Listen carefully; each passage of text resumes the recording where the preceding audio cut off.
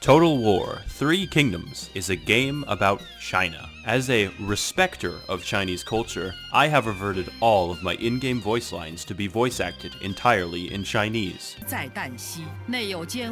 What the fuck are they saying? And have adopted the use of Duolingo, an amazing app where you pay a large green bird to observe your every move, reassuring you of the presence of the central government, and reminding you of the date where nothing in particular happened. In this game, we have a great selection from a number of colorful, interesting, and varied characters with respectful names, such as the legendary Wang Lang or the mythical Kong Rong. When most people play the game or show it off on YouTube, they often play baby tier factions such as Cao Cao, Liu Bei, or Sun Jian, all very famous names. However, the optimal way to play Three Kingdoms is to choose He Yi, who would be much more famous in real life if not for his crippling ketamine addiction. He Yi specializes in increasing the population of China by strategically controlling the population of sparrows. China will grow larger. And promises the people of China popular land reforms, making most of his money by encouraging peasants to create personal metal forgeries. He is also able to kill his enemies with the sheer force of his engorged mind. I also do not play on romance mode,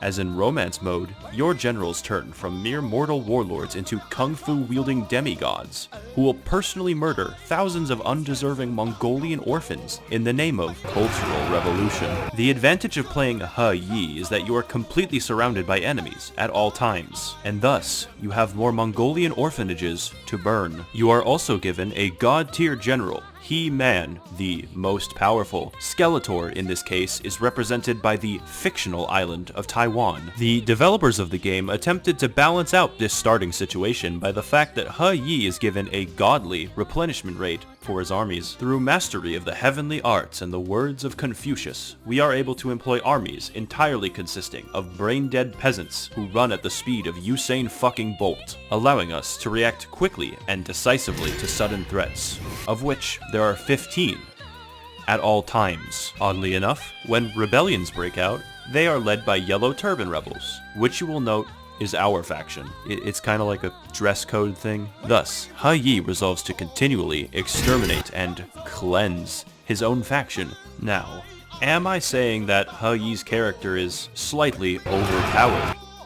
No, but what I am saying is, I can no longer locate the whereabouts of that Uyghur orphanage, and I think he might have something to do with it. Gameplay as He Yi mostly consists of beginning battles as organized, strategic units and ending them as uncontrollable peasant death hordes who are completely expendable and lust for capitalist blood. Most of my game was spent chasing my nemesis Yuan Shu throughout the map, in He Yi's ravenous and unending hunger for his head. And when he was finally captured, China truly knew fear, for his bloodlust would only be sated for a time. He Yi does not even bother to field elite or even skilled units, for they are a waste of time. Instead, it is optimal to enlist the entire population of the greater Beijing area to drown your enemies in a sea of peasant blood. As He Yi is a kissless, hugless, touchless, eye-contactless virgin, we must use the guidance of heaven and the mandate to designate our friend and compatriot, Winnie the Pooh,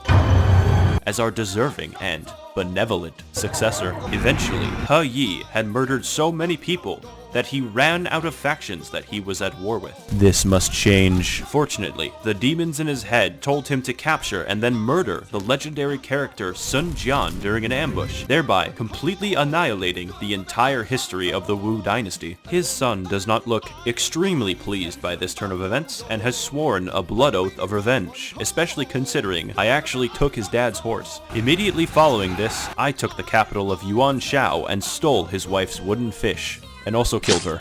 If you are ever having an issue regarding diplomacy in this well-balanced game, merely offer your opponent 4 wooden fish, and they will instantly accept you. Hey man, are you at the farm?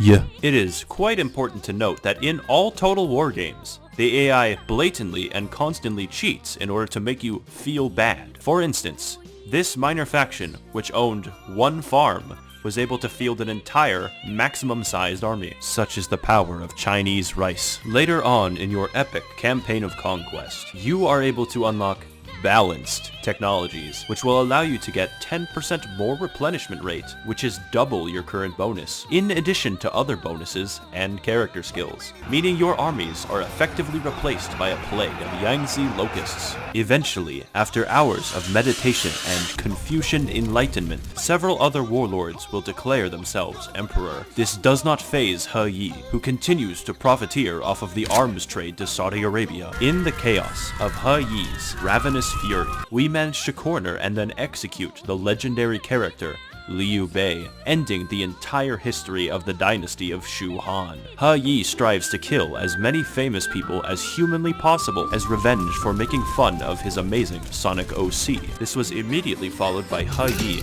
murdering Cao Cao, meaning at this point He Yi has killed every founder of every single kingdom in a game that is titled Total War 3 Kingdoms. I would wholeheartedly recommend attempting to play as He Yi if you are looking for an interesting and balanced campaign of conquest. With the combined power of He Yi and his sidekick He-Man, my realm finally knows tranquility and peace. Just do not go to the dark hole. There are Tibetans in the dark hole.